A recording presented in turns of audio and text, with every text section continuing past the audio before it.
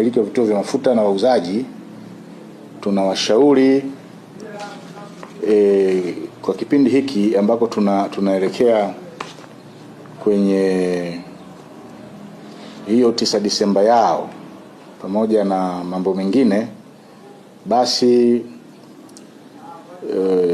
wasiwauzie mafuta mengi bodaboda pamoja na bajaji. Wauze mafuta kidogo, yasizidi lita 2. Yasizidi lita 2.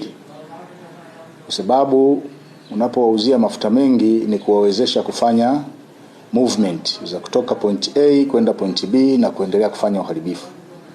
Kwa hiyo mafuta yanapokuwa mengi ni kama yanahamasisha, yanawapa nguvu ya kuweza kusafiri kutoka sehemu moja kwenda nyingine hawa waharibifu.